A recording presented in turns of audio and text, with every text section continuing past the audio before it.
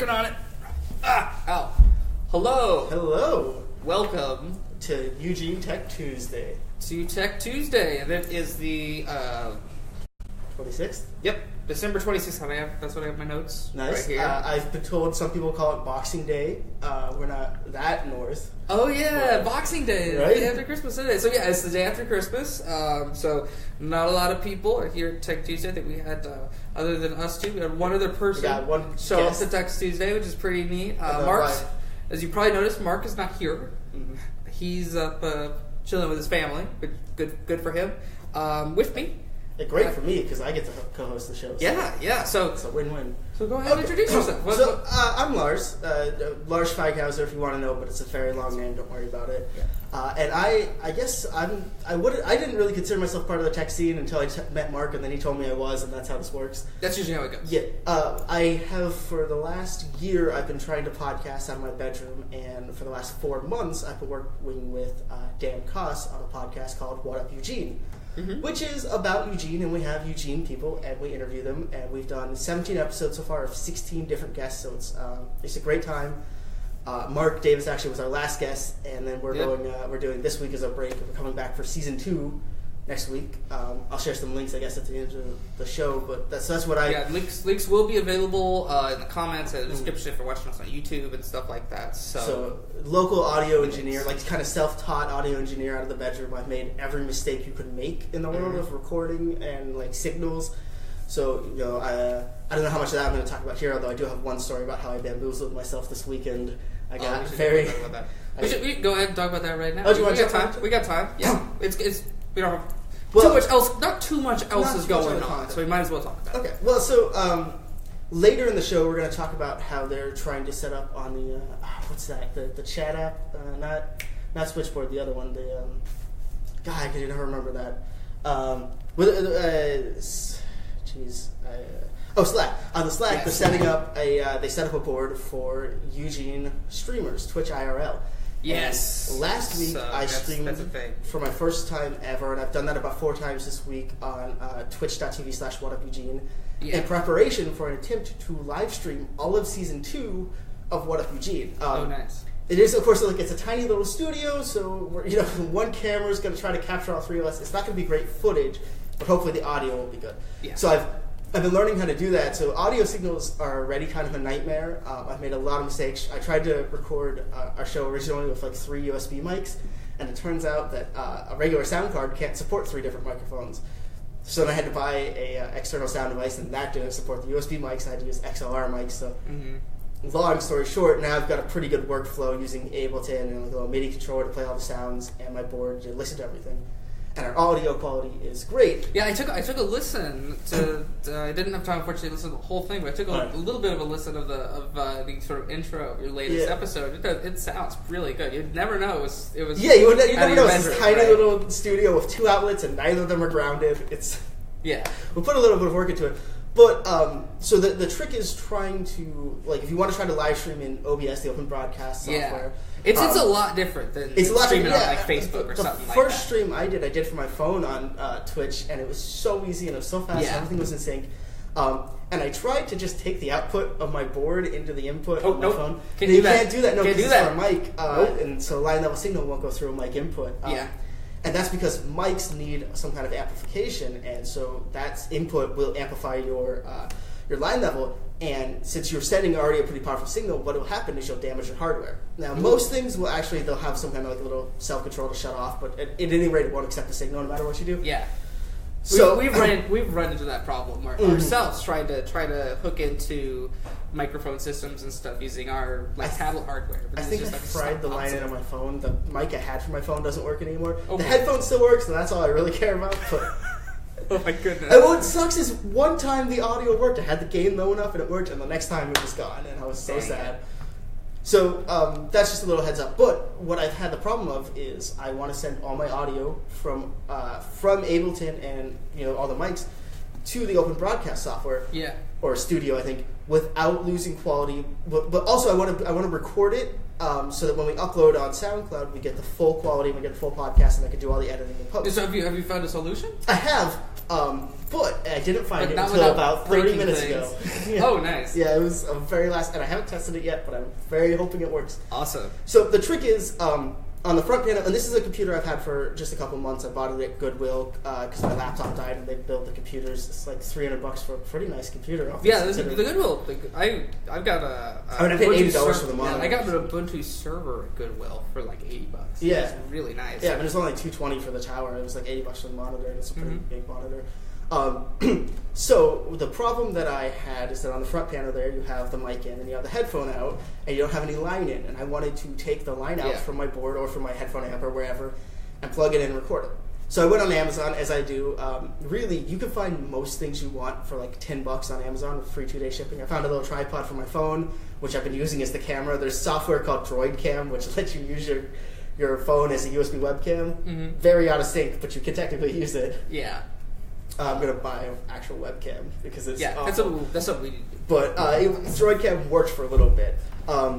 So I found a little card for $12. It's like a 6-channel sound card, whatever, but it has connects through a USB and it's got a line in, and I was like, cool, and I got it, and I ordered it on like Thursday and expected it to come next week sometime because of Christmas, but it came on Saturday. Nice. Plugged it in, did a little test. I just recorded. I didn't stream it. And I'm glad I did, because what I got was a horrendous high-pitched whining. Yep. And that is a ground looping issue, which partially comes from the lack of ground outlets in the studio, I'm sure. Everything's a nightmare in there. But also... studio is slash bedroom. It's not a safe place. Slash fire hazard. Yeah. But the other issue that I had was that, so it's a USB powered device, but also it's sending the audio signal via USB. So you have power coming one way and sound coming the other way, and that creates a feedback loop, which is where the whine came from. So you need an isolated power supply, and they sell isolated USB power supplies, which is just like a USB that plugs into the USB. They're like $50, and all the comments say they're not guaranteed to work or solve it at all. Wow. So then I was looking into like getting an actual, if I'm going to spend $50, I can get an actual audio interface, and I wanted to get one that had its own power supply instead of powering on USB. And man, I spent like an hour today just looking at different audio interfaces, and they all either, like, they don't take any kind of line in, they only take mics, or they don't have any kind of USB, or they are only powered by USB, or they're like $200. The main interface I have is expensive. I don't want to buy 2 of those. And I was like, I only want one channel. So I finally, I kind of gave up, and then I thought, well, like I said, I bought the computer assembled, but I know that people can build their own computers, and I thought, well, what about, how do you get a line in on the motherboard? What if I just buy that and, and modify my motherboard? And I looked it up, and the first thing I found was a picture of the back of a computer with 3 ports, a line in, the blue one, and then the mic, the green and the pink for the mic and the headphones, and I thought, that's what the back of my computer looks like. And I looked at the back, and there is a line-in port. The whole time. The whole time. So I haven't tested it yet. It might still have the ground loop whining issue, but I'm hoping not. Yeah.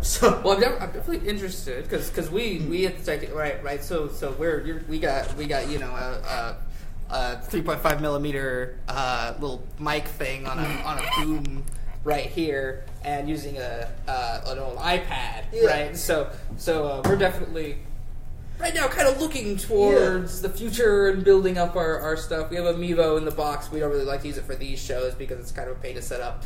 But yeah, so we'll definitely need to stay in touch. What's going on? We definitely got the gear now. We did one episode 8 of What Up Eugene. We tried to use lapel mics because the deal is, there's a mic stand and a headphone and a pop filter for everyone, so it's kind of a huge setup. And then the dynamic mics have the issue you have to look into the mic. So if someone's looking over here, you don't pick it up. Yeah, you get people who have never used the mic. Usually a lot of the guests are kind of like first timers. They're doing this a lot, and they're like, So I thought, well, lapel mics will solve that. And I bought 3, and Amazon is so good at returns. I returned them immediately. Yeah. I got lapel microphones. I got the cheapest, like $15 ones I could. That's what these are. And they were XLR plug-in, not the 3.5. And those take phantom power, so I gave them phantom power because they're condenser mics, so they'll pick up a lot more. And I had the problem of just the little bit of whining from my computer fan, just this tiny, which is loud, so loud, and I couldn't get rid of that. So I was like, this episode's ruined. Yeah. So it's definitely and I've heard really nice lapel mics before in the wireless systems, but I think those things are several $100s each, and that's too much. But let's jump into what are we doing? Yeah, let's jump into the show. So again, as I sort of mentioned, it's a short show today. Not too much is going on because of the holidays. No jobs today because Michael Hess is undoubtedly spending a good time with his family, not worrying about writing up his jobs blog, which you can find at eugenetechjobs.com. It's still great. Definitely recommend a read. Definitely recommend subscribe to that email list. But no jobs today. Took the week off. It's all good. We got some cool switchboard picks. So, first one is from, it's actually a friend of mine, Brian Bird. He is a professor at Lane Community College.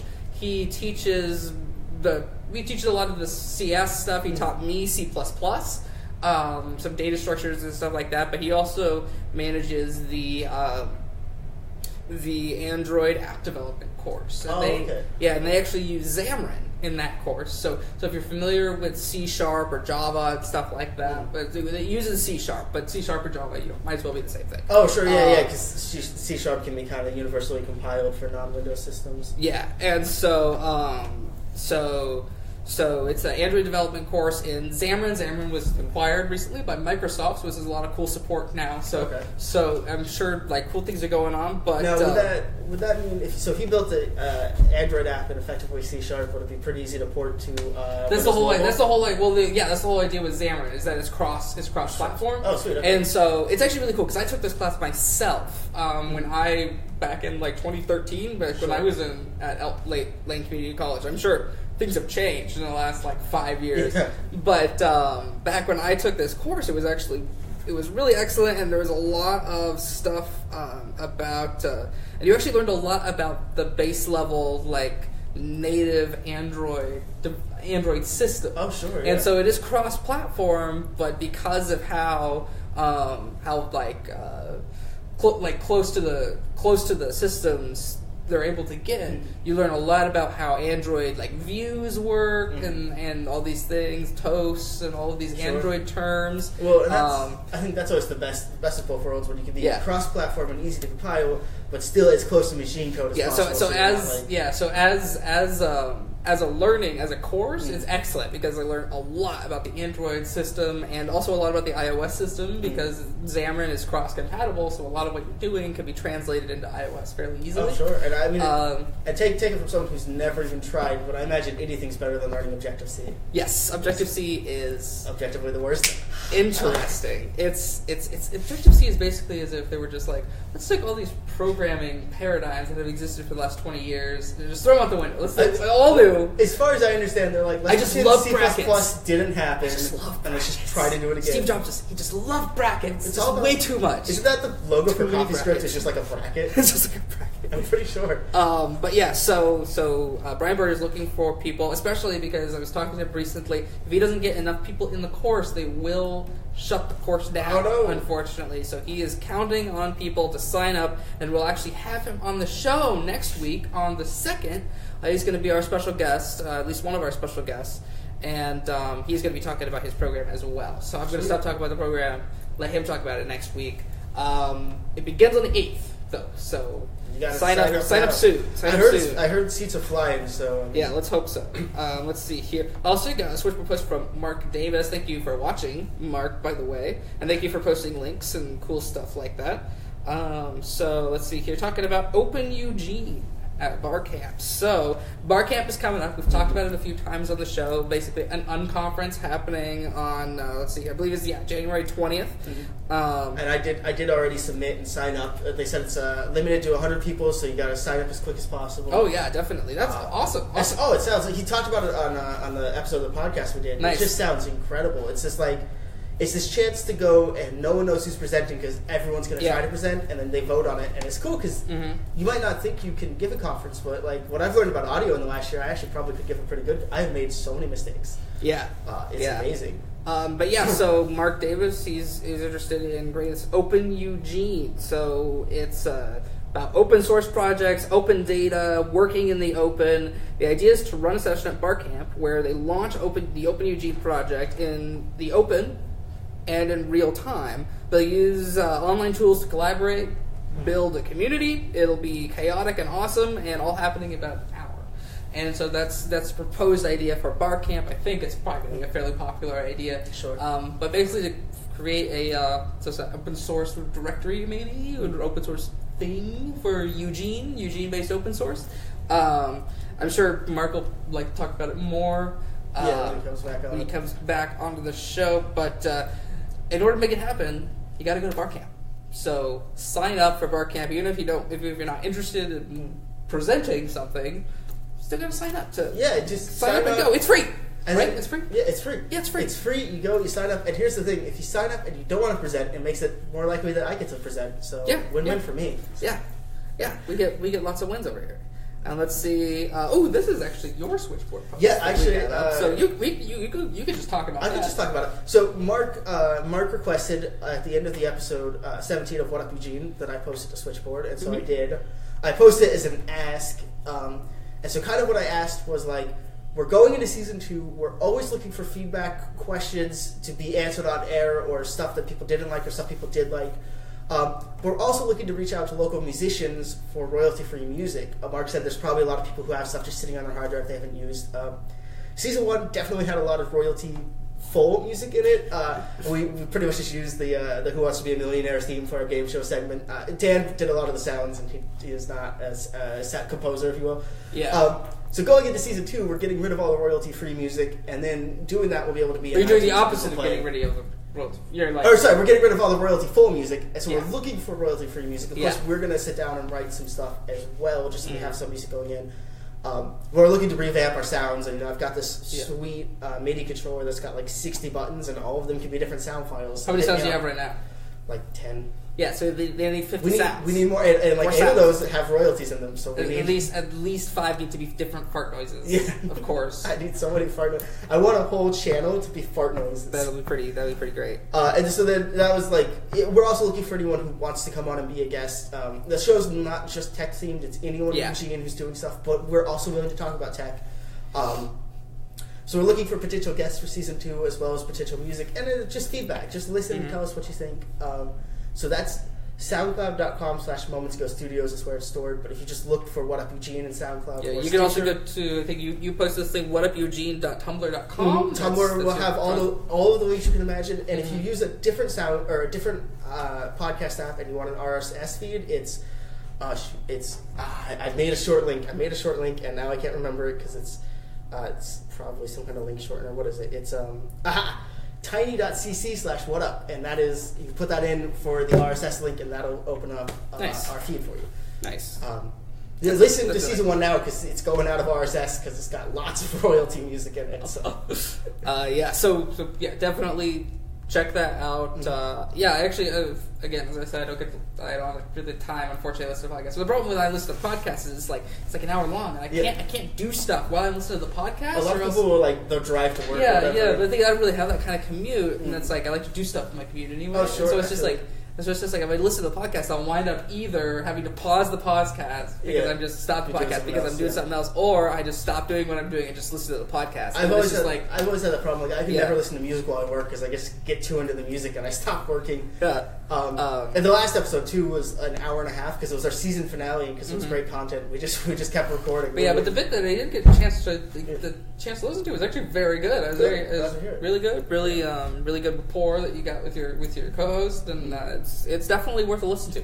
Yeah, it's super fun. I will tell you, I was once Dan joined, because he used to be my upstairs neighbor, it got a lot better. I think it's really good to have someone, because if you're doing a one-on-one interview, and that's what we did a lot, you get people who've never done an interview, who don't know how to talk or don't know how to present themselves, and you don't want to make them feel like they can't talk, but if you try to give them the floor too much and they don't have anything to say, you just get a lot of silence. Yeah. So Dan gives me this if the guest doesn't have something to say, we'll kind of talk and fill in the space. But our last couple of guests, we had. Plus, even when you're not doing guests, it makes the show just more interesting. We found that on TechTuesday. I'm sure the episodes where I'm just talking into the camera because I'm doing the show by myself. I'm sure those aren't nearly as interesting as the ones where Mark is here, where we have another special guest. So thank you, by the way, again for coming on to the show. I might as well do that right now. Yeah, I definitely had that issue where when I first started podcasting, I just had coworkers come on, and like I said, it wasn't Daniel, and a lot of people would flake, and Yeah. And it was kind of fun because, like, you don't want to... I was like, well, I could just do a show of myself, but I feel like it's going to be boring to listen to. It's hard. It's hard to be entertaining for an hour. And, like,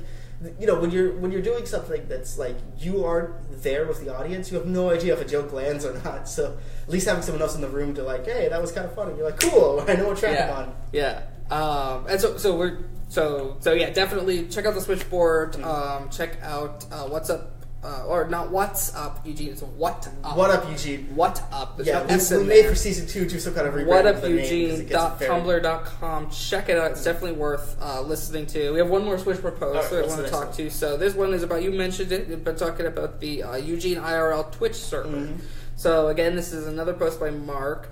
2018 is going to be the year of live video streaming, undoubtedly. So we've set up Eugene IRL on Twitch. So that's so you can go there. Eugene Tech will probably start streaming there, especially once we get better hardware. Probably something I've been thinking about, but I haven't actually talked to anybody on the board about. So I'm just going to say it on the show in front of everybody.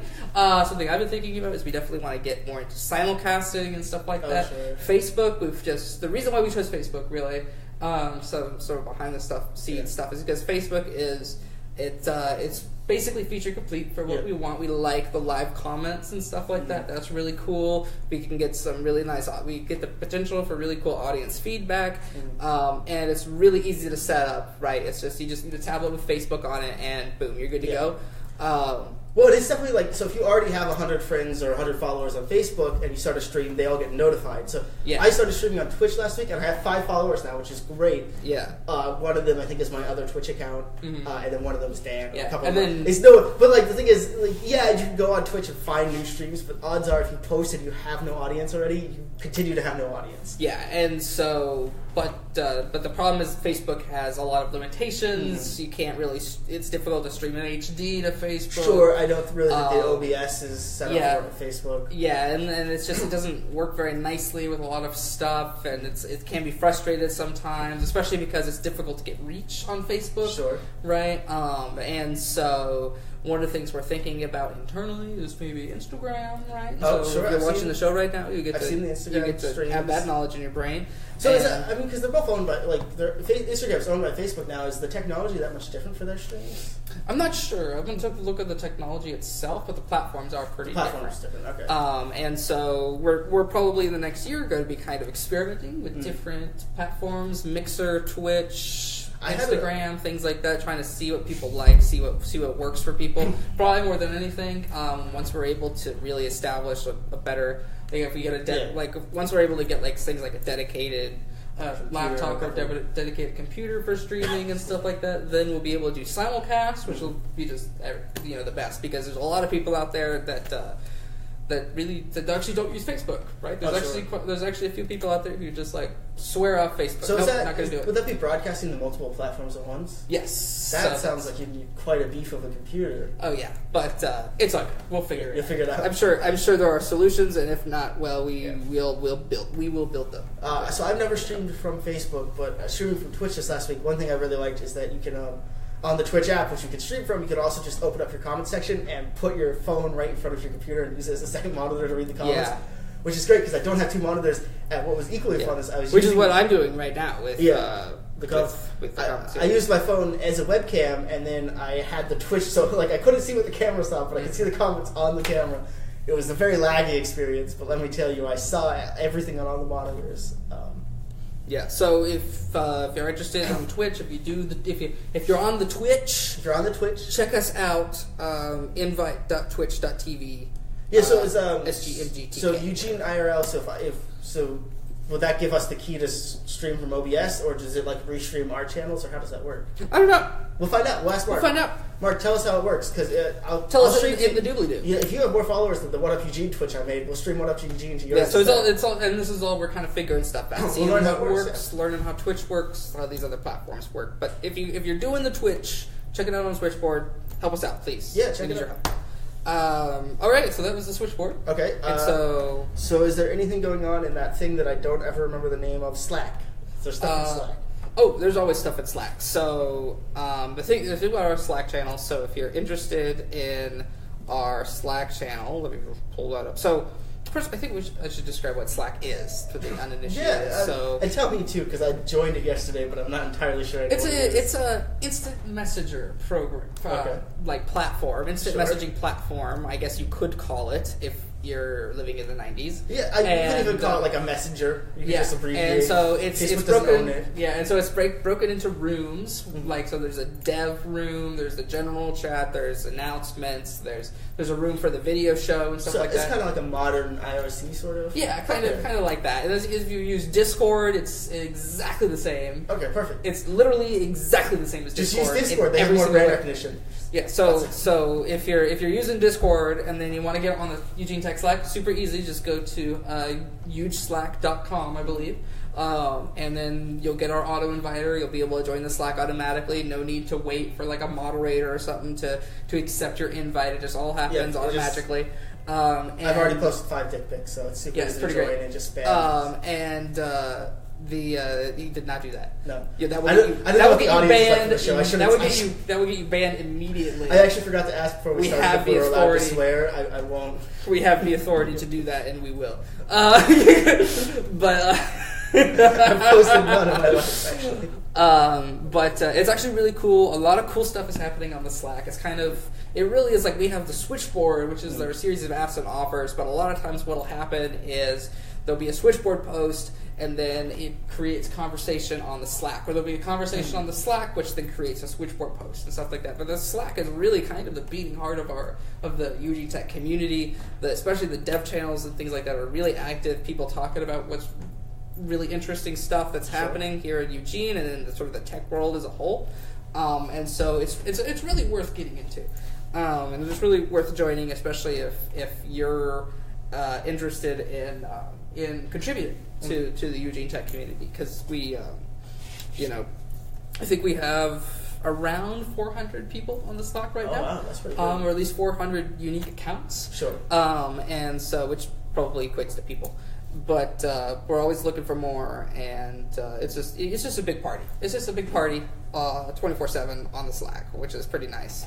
But yeah, so that's kind of what the Slack is. I definitely encourage you to go and join it. It's pretty nice. It's moderated, right? So sometimes it's an open board, right? So sometimes things get a little weird, and we have to step in as moderators and unweird it, right? That has happened a couple of times, but it's actually for the most part pretty chill. Just a pretty sort of nice place to go. And that's so. I'm on both the Slack and the Switchboard guide. I'm learning these S words. Mm-hmm. But it was when I joined the Slack that I saw the post about Eugene IRL and the live streaming that is going on. So if you're interested also in the Eugene IRL, there's a Slack channel that you can join, like hashtag Eugene-IRL, and that's channel is all about specifically talking about like Twitch streaming and stuff like that. So if you're interested in joining that project, join on Twitch and also on Slack, so you can talk about it. And it's totally free to join. Create an account for the Slack is super, super easy. It's just literally an email and a password that you'll probably never need to remember ever again, and that's it. Right? So it's all really streamlined. Definitely recommend it.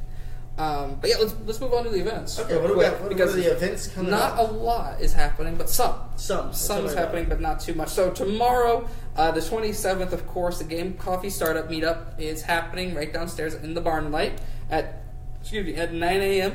It's a great event. Go to it. It's fun. Mark usually goes. Don't know if you'll be here this time because he's probably spending time with his family and stuff like that. You know, like a responsible adult. Like someone who has a family. You know. So Mark might not be there this time, but he's usually there. Lots of cool cats from the game dev sort of group are there. But then also at 5 p.m. at Wildwood Cafe and Bar, Elm Eugene is putting on their Elm Hangout. So Elm is like this sort of back-end, front-end sort of scripting language, sort of similar to JavaScript, but it's a lot sort of simpler and easier to kind of get into. And is it web-based, or what's the kind of primary application? I think it is mainly web-based, but I'm not certain. If you know, please post a comment. If they're doing an event, so maybe go to their event and ask them what it is. Yeah, I should do that. But yeah, so the Elm Hangout will be at Wildwood Cafe and Bar tomorrow at 5 p.m. If you don't know what Elm is, like me, you can go find out. And ask. Right? So that's the place to ask, not on the event, right? Not on the event page, but at the event. Yeah. At Wildwood Cafe and Bar tomorrow at 5 p.m. So definitely, if you're interested in Elm, if you know Elm and you're just talking to people about Elm, or you don't know anything about Elm but you want to know more, or that's the event to go to. If you're curious, because earlier I said I think the CopyScript logo is just like a bracket, just go there and ask them, because they're in the world of scripting. They probably know what the CopyScript logo is. Maybe. You know, and maybe you'll find out you like Elm more than CopyScript. Maybe you like it better than Go. Is that what that language is called? Yeah, Go's pretty neat. I'm interested in Go. But but it's like, I'm a Node developer, so it's like... Well, it's functional, right? So it's like... I don't know. I mean, so like I like C. Like, there's not all functional languages are bad, but I tried to learn Haskell once, and ever since I'm like, yeah, I'm out. We don't need it's a turn off for me. We don't need that. But yeah, so that's Wednesday. Only 2 events happening Wednesday. Thursday, got some really cool events. So first, of course, Game Dev Happy Hour, 5:30 p.m. at the Starlight Lounge, etc., etc. That's a great event and all. However, also at 5:30 p.m. Eugene Tech is putting on their Magic Internet event. So that's a monthly event, I think. It happens about once a month. Talking about things like Bitcoin, altcoins, and blockchain, that kind of stuff. So it's really big right now. It's been in the news, too, because the recent Bitcoin crash happened. It went right down. Put your money in Ethereum. Right, and so so right now a lot of the talk is about altcoins, right? So this these kind of Bitcoin-esque cryptocurrencies that aren't actually Bitcoin, that aren't as heavily traded on the exchanges, they're actually doing quite well still, right? It wasn't all cryptocurrencies that went down. It was just Bitcoin, because there's like... once people found out that it started doubling like crazy this year, they all started investing, thinking they could double their money, but not actually using the currency, which is a smart idea. I mean, in the last year, it went from $1,000 to $20,000. So if you bought it at $2,000 or $5,000 or $10,000, you were fine. But if you aren't actually using the currency, it doesn't have value. It's not real gold in a bank somewhere. There's nothing giving it value except for its use. Yeah, exactly. And so it. So now it's like 11,000 right now? I don't know. I don't know what it is right now. But it's still more than it was. It's still more than it was 5 years ago. Yeah. Certainly, it's probably still over 10,000. If you bought Bitcoin anytime before this time last year, if you bought a Bitcoin at like $500,000, I'm still jealous of you. Yeah. And so Magic Internet Money, that event is happening 5:30 on Thursday, Friday. Friday Open Hack Night. That's at 6 p.m. at Eugene Makerspace every Friday and Tuesday. Okay. They got Open Hack Night. Go there, hack on some stuff. It's a good time. It's just kind of like a hack and hang out sort of. Yeah, it's for mainly hardware and things like that. So if you have audio problems, these are people to ask. Yeah, so like potentially creating audio solutions, potentially creating kind of solutions like that. Cool. So we got the Bitcoin exchange right in front of us. 15,000. I'm seeing a good downward trend there, but still at 15,000 is not bad. So I knew it dropped around 14, so it looks like it's up a little bit. It's still, certainly it was like 1916. It's not as high as it was, but it's still at 15,000. Yeah. Well, and I think the problem was that... I wouldn't call it a crash. There was a fork. I don't know how long we talk about Bitcoin right now. There was a fork to BTC, Bitcoin Cash or whatever. Yeah. And those weren't publicly traded, and then they went to be publicly traded last week. Yeah. And it looks like there was a lot of insider trading. Like, people knew they were going publicly traded. And so even though that's different from Bitcoin now, people got very scared and it affected the Bitcoin price. Okay. I think that's why you're saying, of course, Bitcoin's due for a bubble anyway, so who knows. But then on Tuesday, the 2nd, will be Tech Tuesday, right here. The show, of course, will be here in the Code Shop space, but Tech Tuesday, the event, happens at the Bar and Light downstairs, 5:30 p.m. till whenever people leave. Yeah. Kind of whatever. And then Open Hack Night, I mentioned that, and the Bend Arduino group is putting on their event at eSpace Labs at 6 p.m. I would be remiss, even though Daniel, my co-host, could not make it here, I would be remiss if I did not mention the Drink and Draw Monday nights at 9 p.m. at Cornucopia. That's the one at 5th. There's a Drink and Draw. There's a Drink and Draw. They did not do this Monday because it was Christmas. But they usually do every Monday. I've never been, but what I understand is that you draw and drink. You go. I'm not. We've actually been interested in putting on a. Dan mentions it in every podcast. So #Dan Drink and Draw Cornucopia Mondays at 9. Mondays at 9. I'll have to remember that because that is definitely an event that. It sounds fun. People about. So that's my only event. That's all I've got. And so that's the show. Cool. Right. So we talked a lot. A lot of weird stuff. And I'm gonna have to get up and awkwardly kind of waddle over to the. So while he waddles over, I'm gonna do a couple of my shout outs. So if you go at Lars in the Studio on Instagram, that's where you can find me. You can find us at whatupeugene.tumblr.com. If you go on SoundCloud or Stitcher and look for What Up Eugene, we'll be in Play Store and iTunes next week. And of course, that's all our links actually. So What Up Eugene? Have a listen.